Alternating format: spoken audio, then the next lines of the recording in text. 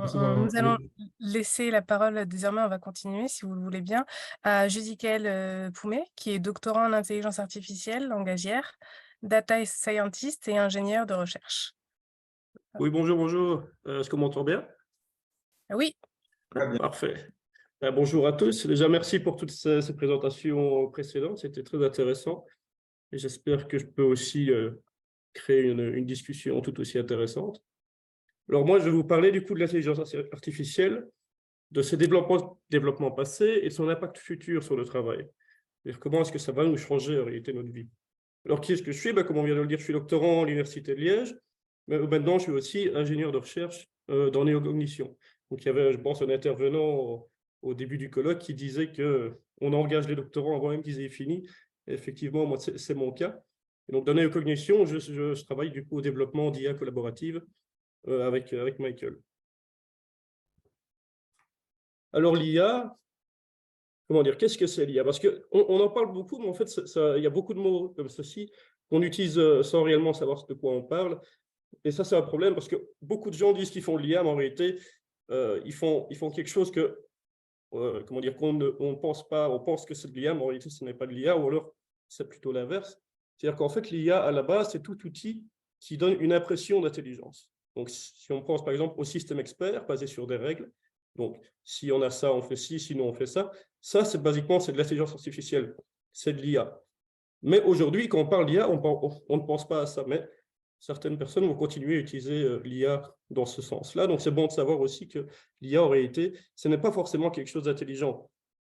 Là où on parle vraiment d'intelligence artificielle, comme on le conçoit de nos jours, en réalité, on parle d'apprentissage machine ou de machine learning, c'est-à-dire des systèmes qui sont capables d'apprendre et de s'adapter à travers une période d'entraînement. C'est-à-dire que si on prend, par exemple, encore une fois, la régression linéaire, c'est un truc très basique, c'est de l'apprentissage machine.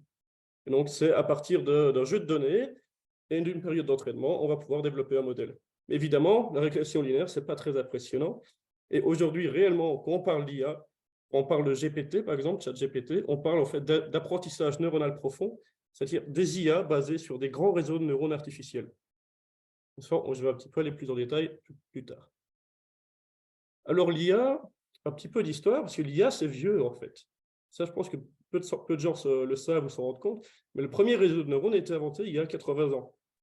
Et ça, c'était le premier réseau de neurones, on appelle ça le perceptron, et qui sert encore aujourd'hui comme base des réseaux de neurones actuels, même si ça a extrêmement changé, mais c'est toujours la base fondamentale des réseaux de neurones actuels. La traduction automatique aussi, ça a été inventé en 1954 avec l'expérience de Georgetown, où les Américains ont réussi à traduire automatiquement des phrases russes. Le premier chatbot, aujourd'hui on parle de ChatGPT, c'est extrêmement impressionnant. Il faut savoir que le premier chatbot, c'est 1964 avec Elisa, où c'est un chatbot extrêmement simpliste, mais qui était déjà capable d'avoir une discussion, même si elle ne passait pas le test de Turing à l'époque, elle était déjà capable d'avoir une discussion assez basique. Et puis, on a aussi les arbres de décision qui sont les modèles les plus utilisés en IA de nos jours, en tout cas dans les entreprises. Et ça, c'était 1972. Alors, si c'est si vieux que ça, comment ça se fait qu'on en entend parler que maintenant? Eh bien, il y a ce concept dans le monde de l'IA qu'on appelle l'hiver de l'IA. Et ça a démarré dans les années 60, 66 plutôt, où on a commencé à se rendre compte que traduction automatique, c'était extrêmement difficile. Et puis dans les années 70, on s'est rendu compte qu'entraîner des réseaux de neurones, c'était basiquement impossible. Qu'avec la technologie de l'époque, on n'y arrivait pas. Et puis ce qui a suivi, c'est que la DARPA, donc l'organe de recherche de la défense américaine, a fini par abandonner tous les projets d'IA qu'elle avait dans son portfolio petit à petit. Et puis finalement, le coup de grâce, c'était en 1987, où l'industrie des machines spécialisées dans l'IA, donc les machines Lisp, qui étaient spécialisées dans le langage de programmation Lisp, qui était extrêmement utile pour l'IA, s'est effondré. Et donc, on en arrive aux années 2000 où, basiquement, le terme d'intelligence artificielle était extrêmement stigmatisé. Parler d'IA à cette époque-là, c'était assez mal vu. C'était un peu difficile d'avoir des fonds, d'attirer des investisseurs en parlant d'IA. Et donc, on commençait à utiliser d'autres mots, notamment apprentissage machine, puisque le mot IA n'attirait plus grand monde. Alors vraiment, l'IA, comme on la connaît aujourd'hui, c'est depuis 2012, avec AlexNet, entre autres, mais il y a eu aussi dans ces époques-là, la sortie de Siri, la sortie de l'IA aussi d'Amazon, on voit petit à petit un redéveloppement de l'IA. Et AlexNet, par exemple, c'est un réseau de neurones qui a atteint des performances sans précédent dans la reconnaissance d'images. Et donc, à partir de là, l'IA commence en fait à de nouveau être prise au sérieux. Et qu'est-ce qui a permis, en fait, soudainement, ce changement?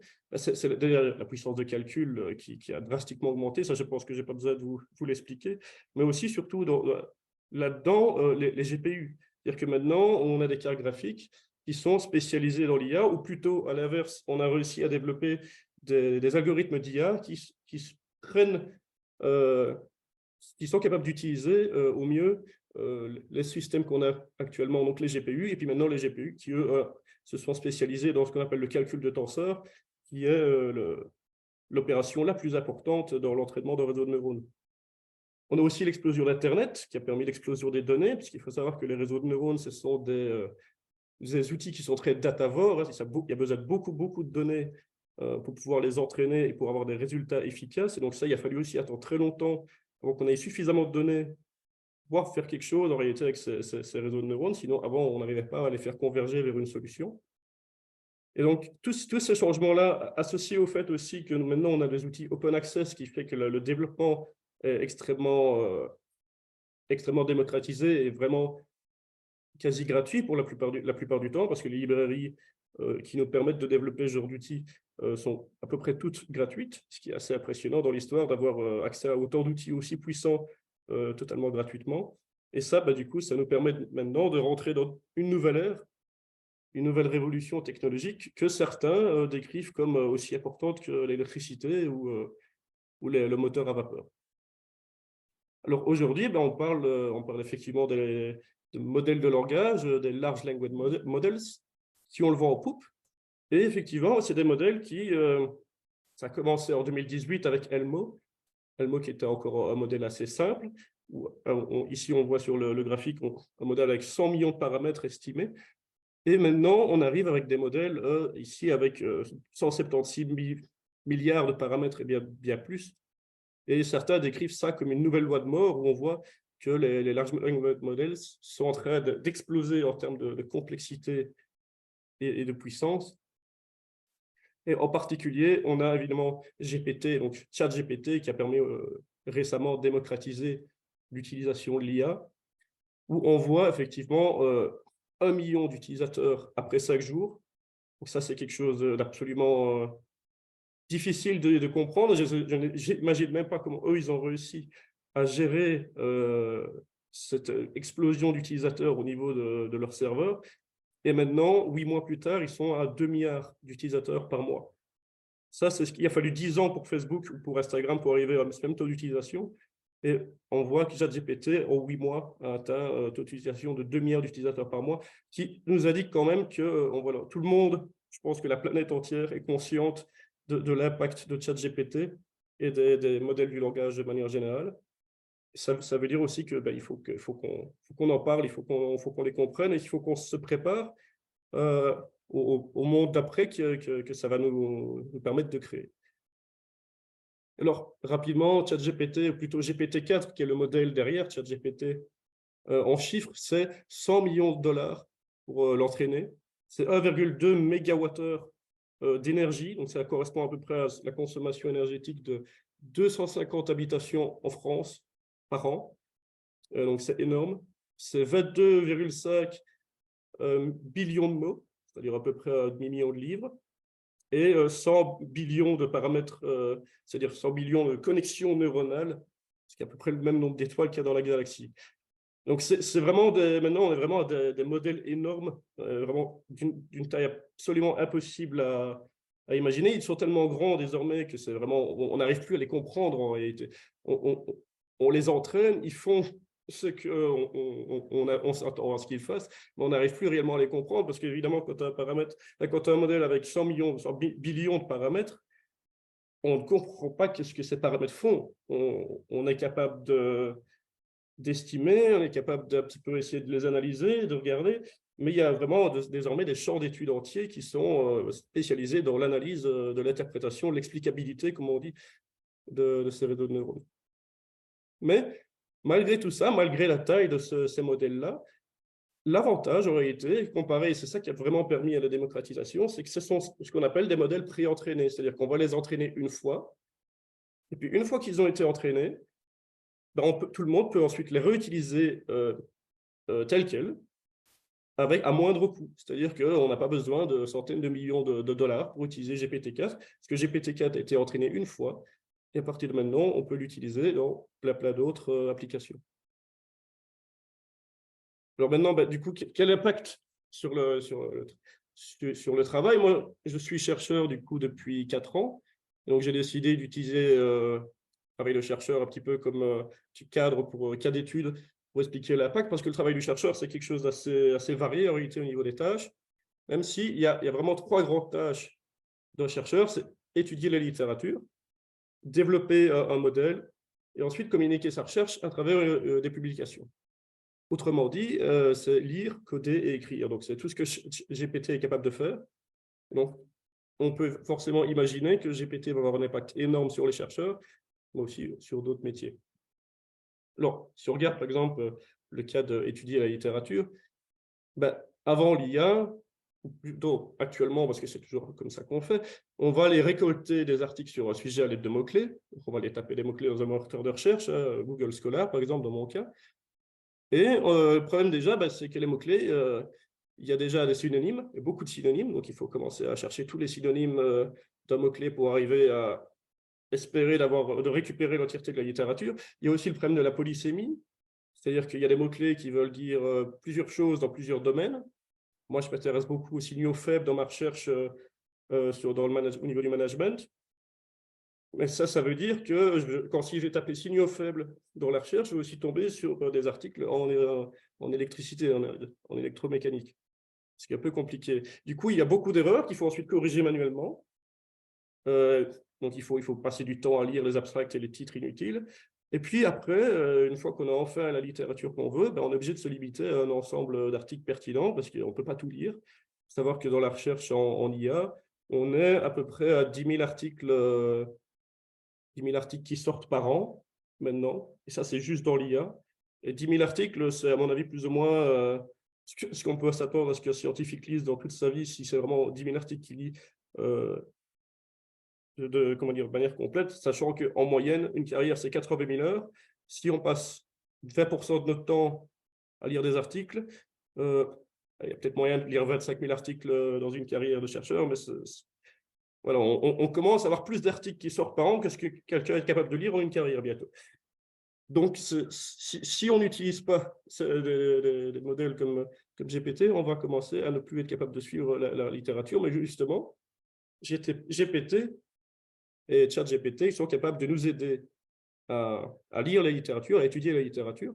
Par exemple, déjà, pour la récolte des articles, on n'est plus obligé de passer à travers des mots-clés. C'est-à-dire que maintenant, on peut décrire notre recherche à l'aide d'un texte, on écrit un petit paragraphe ou quelques paragraphes qui décrivent notre recherche, et ça va nous permettre ensuite de le donner à GPT, qui lui va aller rechercher les articles similaires sur base de texte. Et là, on n'a plus ce problème de polysémie et de synonymie, parce que vu qu'on a un texte et plus des mots-clés, on a un contexte, et donc le modèle est bien plus apte de récupérer des articles.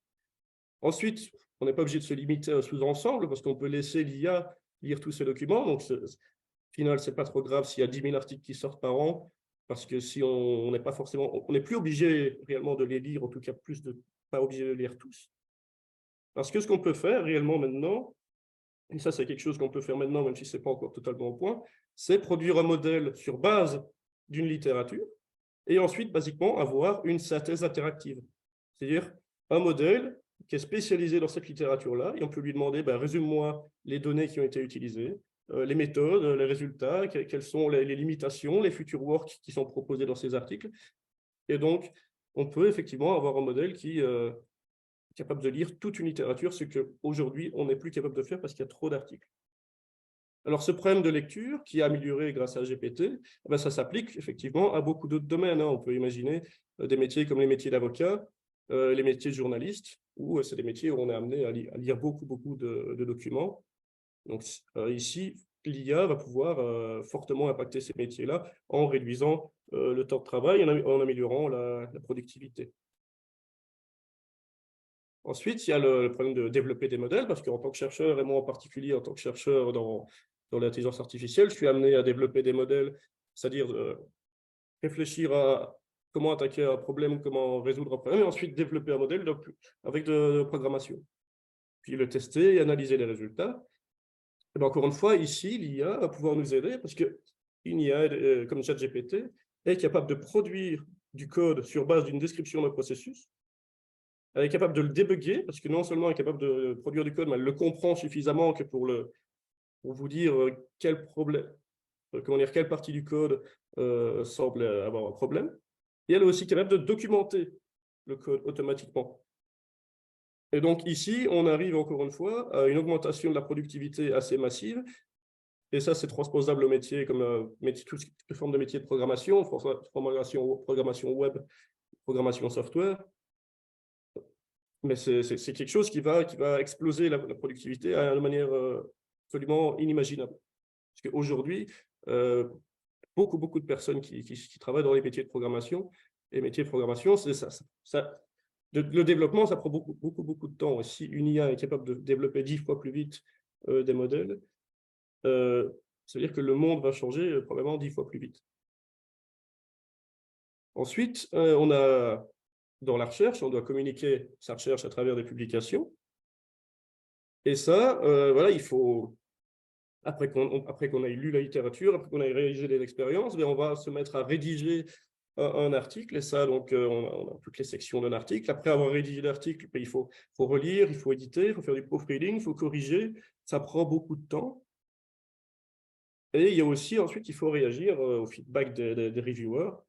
Donc, c'est très long. Et encore une fois, l'IA, ici, va pouvoir nous aider parce qu'on peut, ici, au lieu de rédiger un article au complet, on peut rédiger un brouillon et ensuite demander à l'IA d'améliorer ce brouillon. Et ensuite, on peut revenir par-dessus et corriger les erreurs ou changer un peu le style parce histoire d'avoir un peu rajouter sa goutte, en tout cas son empreinte sur l'article. Mais ici, encore une fois, on a une accélération de la production scientifique.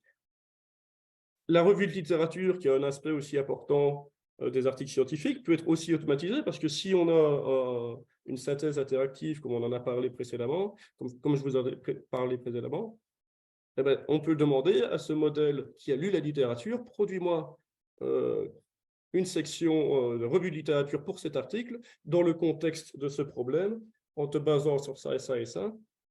Et puis, le système va automatiquement générer une revue de littérature.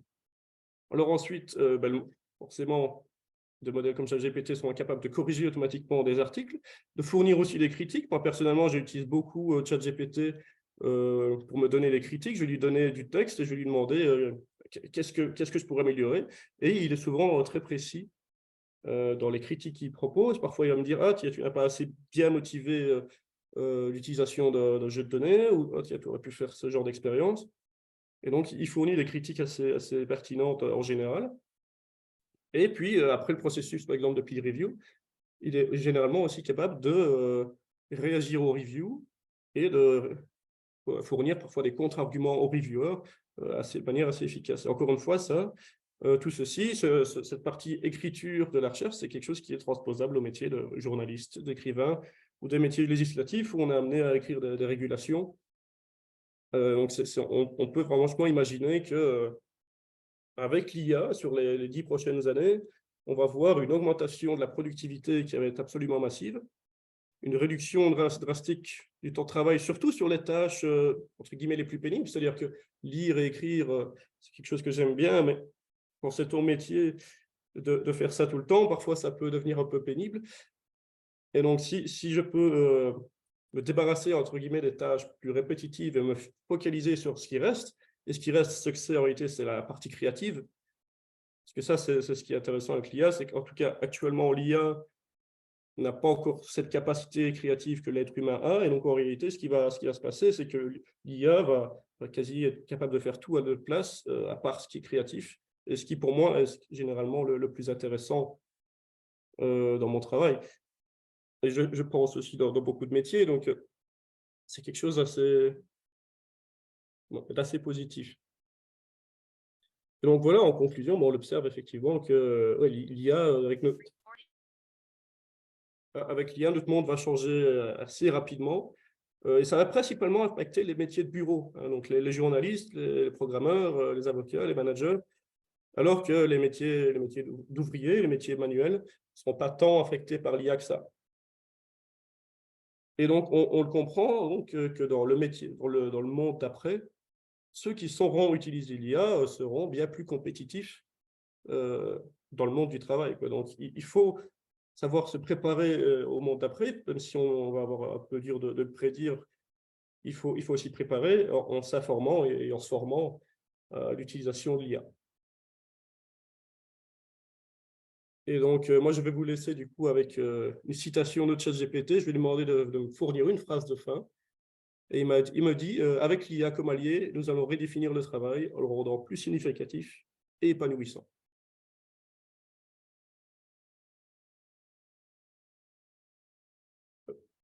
Merci beaucoup.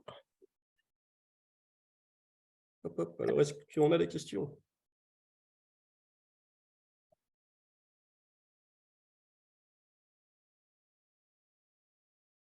Essayez de voir s'il y a des mains levées. Ouais. Ok, oui. Alors, Cécile, je vois les mains levées maintenant. Cécile, vous avez une question? Oui, bonjour. Petite question, donc c'est effectivement ultra enthousiasmant.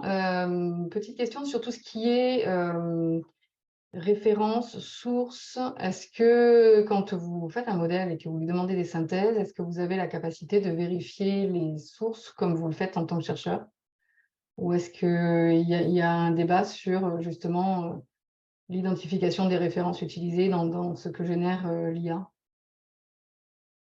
Alors, actuellement, c'est un peu compliqué, surtout que des modèles comme GPT n'ont pas encore accès à Internet, en tout cas dans la version actuelle. C'est un petit peu difficile en réalité pour le moment d'avoir les sources dans le sens où, en tout cas dans la manière actuelle dont on fournit les données aux IA, c'est un peu, on lui donne tout d'un coup, et il y a peu de structure, et donc les IA ont un peu difficile d'ensuite d'aller récupérer pointer du doigt exactement où est-ce qu'une information a été récupérée, parce que la manière dont elle l'encode dans son système n'est pas forcément structurée.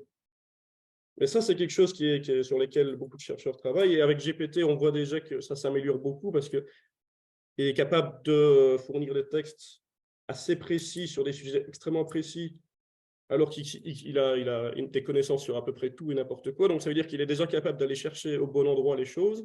Mais ce qu'on appellerait du coup les sources qu'on appellerait les métadonnées, ça c'est encore un aspect un peu plus compliqué, quoi. Surtout qu'il y a aussi un autre problème avec ça, c'est le problème des hallucinations, c'est-à-dire que les modèles comme GPT vont souvent inventer des choses totalement de nulle part, parce qu'en réalité, ce sont des modèles de génération de texte, ce pas des modèles qui sont capables de récupérer des informations, il va générer des informations sur base de ce qu'il connaît, ce qu'il a déjà lu, et donc ça veut dire que parfois, il va générer des informations qu'il va juste simplement inventer. Et donc ça, on peut faire l'expérience déjà avec GPT maintenant, qui n'a pas accès à Internet. Si on lui demande de fournir des citations sur un sujet donné, il va vous fournir des citations, il va même vous fournir des liens. Et généralement, ce seront des liens morts qui ne mèneront nulle part. Mais il va totalement halluciner des liens et des sources, quoi. Donc actuellement, ce n'est pas encore suffisant. Enfin, tel que les modèles existent maintenant, ce n'est pas encore possible de faire ce genre de choses avec certitude. Je vois deux autres mains levées, Lucas et Keren Sarah. Lucas, tu veux commencer? Oui, je veux bien. Merci beaucoup, Judicaël. Merci, Alia. La question que j'avais, c'est que vous disiez, bah, c'est top parce que grosso modo, avec l'IA, tout ce qui est le travail un peu lecture, écriture besogneuse, entre guillemets, on la laisse à la machine et nous, on se concentre sur la créativité. Ma question, c'était du coup, c'est quoi, vous, votre borne, entre guillemets, de créativité humaine versus créativité de la machine, quoi? Qu'est-ce qui, pour vous, est la frontière? Mhm. Actuellement, je ne vois pas vraiment de créativité dans la machine. Je vois plus, je pense qu'un autre intervenant en avait parlé avant, c'est-à-dire que ici, la machine réagit à l'humain Et donc, en conséquence, en réalité, toute forme de créativité qu'on observe de la machine est probablement le résultat de la manière dont l'humain interagit avec la machine. C'est difficile. Après, il y a aussi le problème de la créativité. Qu'est-ce que c'est? C'est aussi un concept toujours assez difficile à définir. Est-ce que c'est simplement mélanger les choses existantes en quelque chose de nouveau? En soi, là, oui, GPT a déjà une capacité créative, mais si c'est réellement avoir un insight, quelque chose totalement qui sort de l'ordinaire ou du connu, là, je pense que non, GPT n'est pas encore capable d'être créatif. En tout cas, sans assistance humaine, c'est difficile, quoi. Merci. Merci. Keren, Sarah, vous aviez une question? Oui, tout à fait. J'ai une question qui peut peut-être être idiote. Qu'est-ce que c'est qu'un neurone artificiel? Oh, qu'est-ce que c'est qu'un neurone? Alors, ben ça, c'est une question compliquée parce qu'il y a beaucoup de types de neurones différents. De base, un neurone, en réalité, c'est un point dans un graphe. Un neurone ne fait pas grand-chose. En réalité, c'est plus une manière dont on a conceptualisé la chose pour nous aider à comprendre. Et un neurone, c'est un endroit, c'est un point dans un graphe où les données vont passer. Et donc, c'est-à-dire que les réseaux de neurones aujourd'hui sont créés en couches. Et donc, dans chaque couche est connectée à la précédente et à la suivante. Chaque couche contient un ensemble de neurones. Et puis, chaque neurone, en réalité, est connecté à tous les neurones précédents et tous les neurones suivants. Et ce qui se passe, c'est qu'un neurone, du coup, va aller prendre l'information en sortie de tous les neurones précédents avec plus ou moins d'intensité, parce qu'en fait, donc, vu qu'il est connecté à chaque neurone, la manière dont il va être connecté à chaque neurone va être différente. Parfois plus forte, parfois moins forte. Et c'est ça qu'on veut dire, en fait, quand on parle de paramètres pour les réseaux de neurones, c'est à quel point un paramètre, c'est la force de connexion entre deux neurones.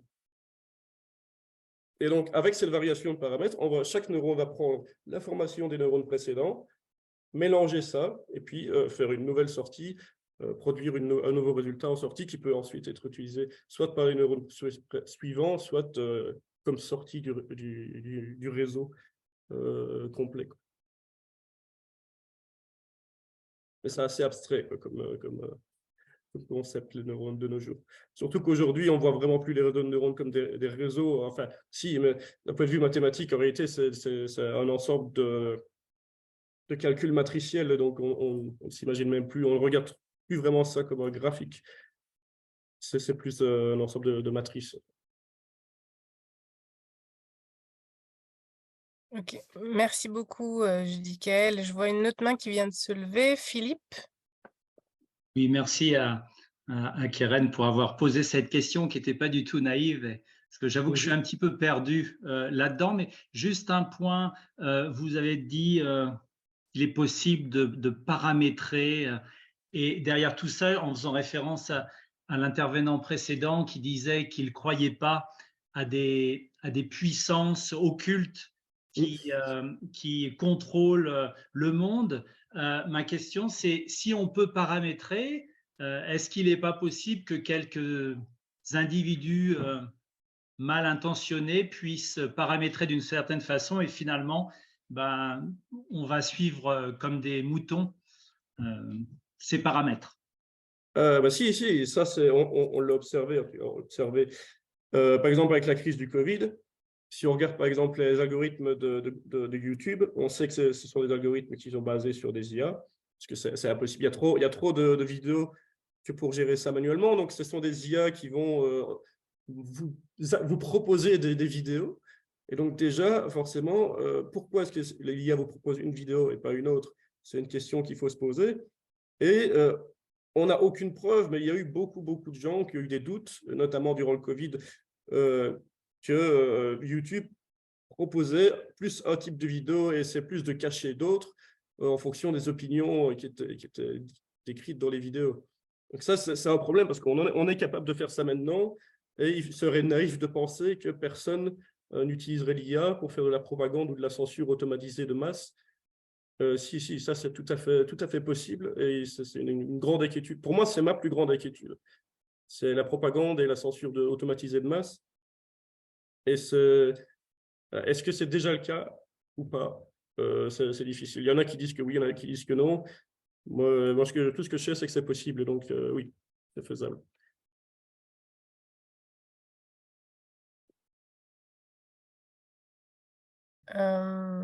Y aurait-il d'autres questions? Je vois pas d'autres mains levées. Moi, j'ai une question. Oui, Alia, oui, j'ai une c'est question qui? juste un peu plus personnelle, Ouais. dont j'ai beaucoup apprécié l'intervention. L'IA évite les tâches répétitives de routine, rébarbatives, etc., etc. Est-ce que le fait d'être tout le temps dans ce qui est important, sans perte de temps, sans distraction, est-ce que ça ne supprime pas le côté régénérateur de la flânerie, de l'éventuelle erreur, de l'éventuel égarement? Et plus particulièrement, il y a certains scientifiques qui disent qu'il faut du bruit. Il faut du bruit pour que la décision soit prise, pour que le système bascule, c'est-à-dire. Donc ma question, c'est toi, dans ton activité, est-ce que le fait que ChatGPT te sélectionne vraiment en évitant tout ce qui peut paraître inutile ou hors sujet, est-ce que ça ne te fatigue pas au bout d'un moment? Ah oui, donc oui, ça c'est un peu la question du coup sur le point que l'ennui en réalité est créateur de créativité. Et c'est vrai que oui, dans ce sens-là, c'est vrai que les tâches ennuyeuses ont plus tendance à permettre le cerveau d'entrer, comment, je crois que c'est le mode par défaut, comme on appelle ça, où basiquement le cerveau est plus capable d'être créatif quand il n'est pas trop actif, entre guillemets. Donc oui, effectivement, si on est en permanence dans un processus créatif, il va y avoir un épuisement. En tout cas, si l'IA nous empêche d'être en dehors de quoi que ce soit d'autre que dans un processus créatif, il y aura forcément un épuisement à la fin. Et donc, oui, il va falloir que, entre guillemets, on approche le travail différemment, quoi. Ça, c'est, comment dire, pas vraiment de solution pour ça, à part, comment dire, moi, voilà, quand je travaille sur des choses créatives, ben, je dors dessus ou j'aime balader. C'est sûr que oui, quand il n'y a plus les tâches répétitives pour faire autre chose, pour t'ennuyer, entre guillemets, pour que ton cerveau pense à autre chose, c'est vrai qu'il faut trouver d'autres solutions pour amener ce processus créatif. Merci. Merci beaucoup. Je vois une autre main qui vient de se lever. Patrick, vous avez une question? Vous avez la parole. Oui, merci. J'ai effectivement bien apprécié cette intervention, enfin toutes d'ailleurs. Mais, vous dites finalement le monde ouvrier a peu à craindre, et de l'autre côté, si j'ai tout bien compris, ou moins à craindre, hein, plutôt que peu. Moi. On est d'accord. Et en même temps, quand on vous écoute, on a le sentiment que pour faire avancer les choses, on aura besoin de plus en plus de qualifications pour faire travailler, pour travailler de la manière dont vous le décrivez. Ce qui me pose la question de savoir si le fossé n'est pas en train de se creuser entre deux mondes. Effectivement, oui. Et ça, je pense que le fossé, ça fait longtemps qu'il se creuse. Et ça fait longtemps qu'il se creuse. Et c'est vrai que l'IA ne va pas améliorer les choses à ce niveau-là. On est aujourd'hui dans un monde où aussi sans diplôme universitaire, ça devient Enfin, la plupart des gens maintenant ont un diplôme de bachelier et de master, alors qu'avant, la plupart des gens n'avaient même pas de diplôme tout court, quoi. Et donc, si on voit qu'il y a un fossé qui se développe de plus en plus, est-ce que c'est forcément une mauvaise chose que d'avoir besoin de plus de qualifications? Non. Mais effectivement, on a le problème de qu'est-ce qu'on fait avec ceux qui n'arrivent pas? Ça, c'est une inquiétude que moi, je ne sais pas. Pour vous, est-ce qu'on voit émerger des fonctions ou des attitudes qui amèneraient à essayer de tirer tout le monde vers le haut grâce à l'intelligence artificielle ou avec? C'est sûr que l'IA va permettre déjà de simplifier la vie à beaucoup de gens, il y a beaucoup de tâches.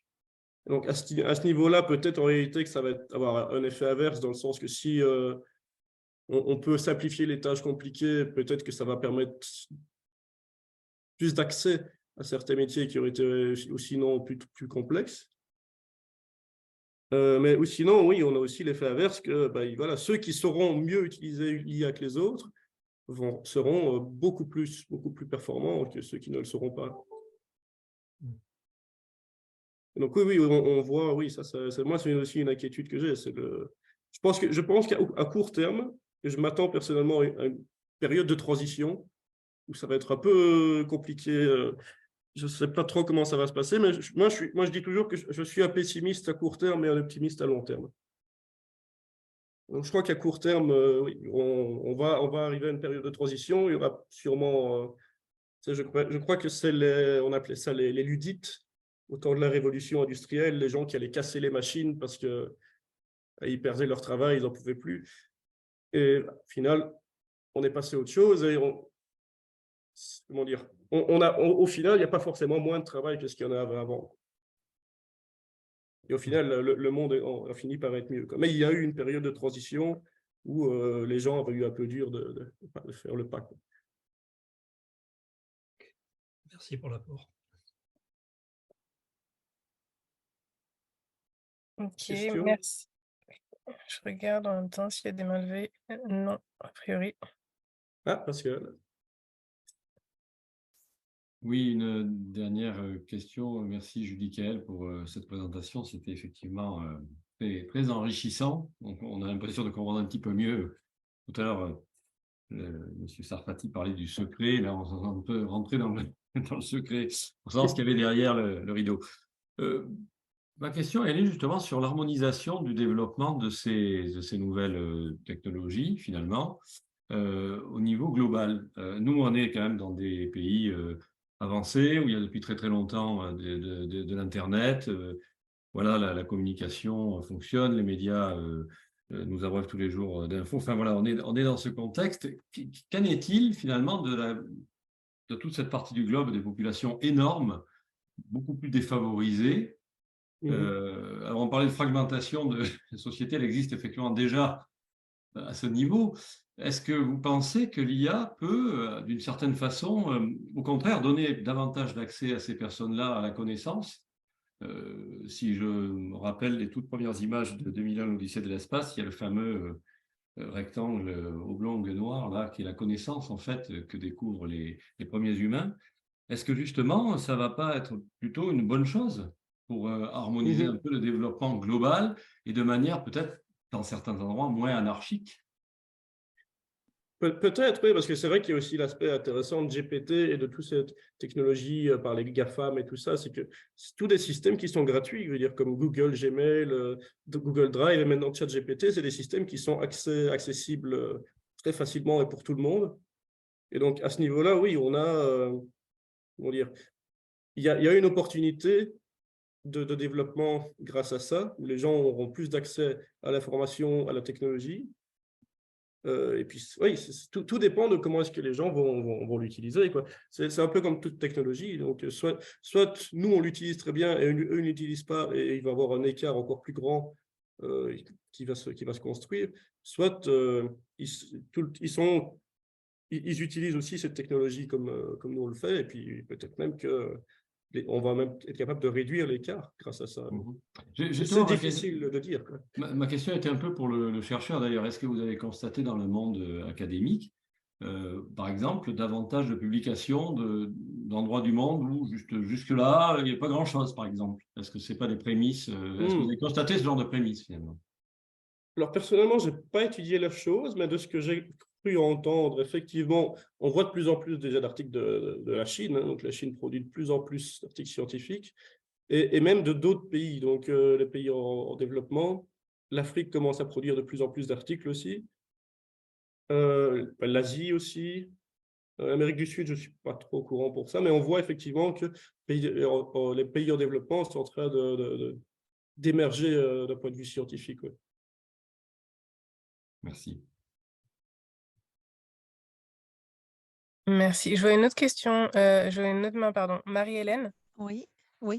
Déjà, merci pour la qualité de cette présentation et de toutes les précédentes. Donc, moi, je voulais juste revenir sur la conclusion que vous disiez qu'il vaut mieux, du coup, continuer à s'informer et à se former. Et je voudrais savoir ce que vous préconisez pour les profanes, hormis l'utilisation de ChatGPT, si vous préconisez autre chose pour eux.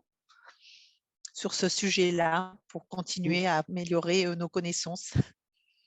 Oh, sur ce sujet-là, comment dire, c'est comme toute chose, donc lire, passer son temps à lire, à regarder des vidéos sur le sujet, s'informer, rester au courant. Surtout que c'est quelque chose qui, comme je dis, est en train d'évoluer à une vitesse VV', donc on peut pas se permettre de ne pas rester au courant parce que les choses vont exploser à des vitesses pas possibles. Donc oui, quoi proposer, je ne sais pas, à part lire, à part rester, comment dire, rester au courant, quoi. D'accord, ok. Merci.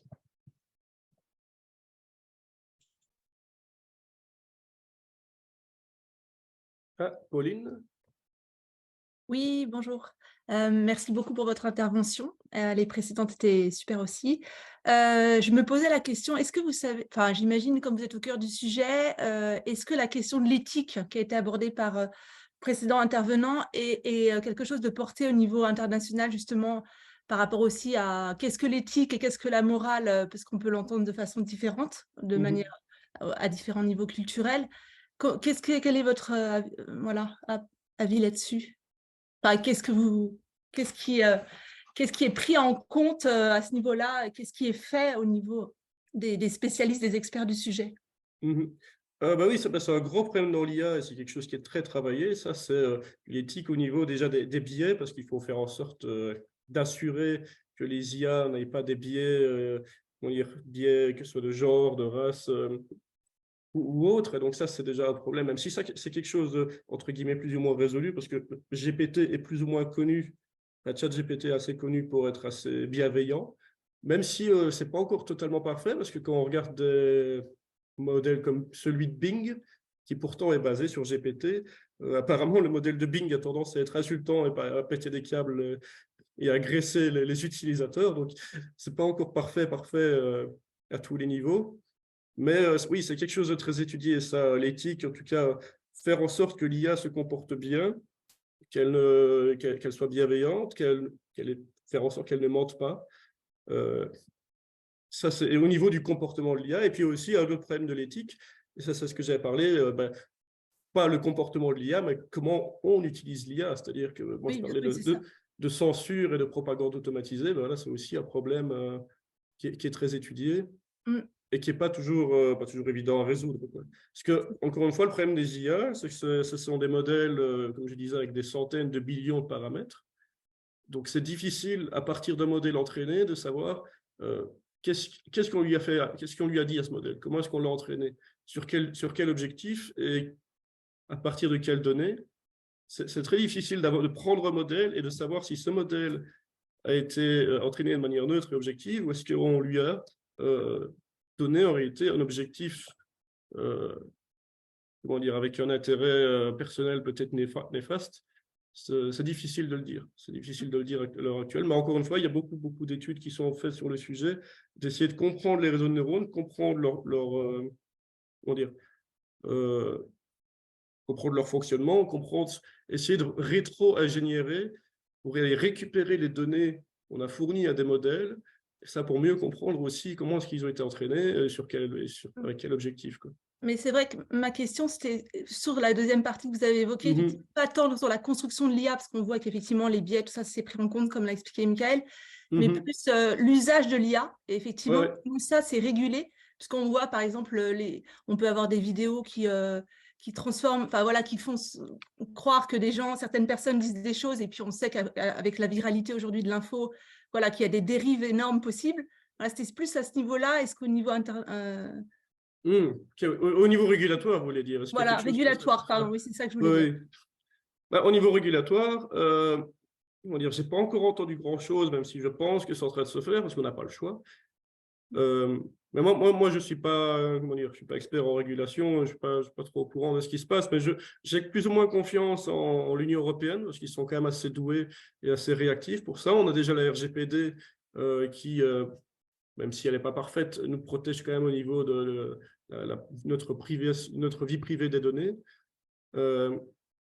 Mais oui, je pense qu'il nous faut des régulations et j'ai confiance que l'Europe va très rapidement développer quelque chose de sérieux à ce niveau-là. Ouais.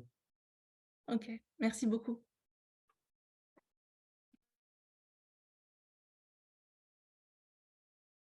Merci. Y a-t-il d'autres questions? Pas de main levée.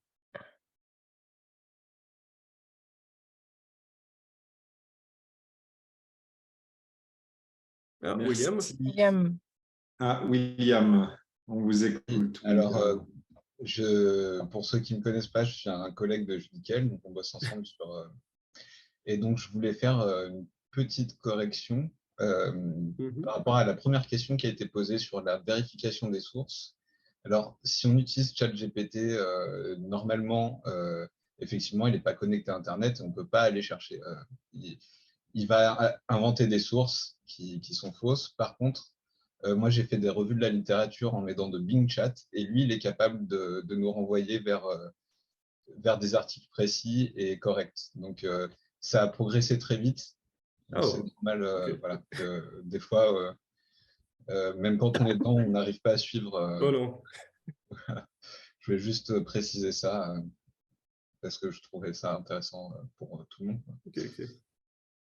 Ah bah merci pour ça. Merci William.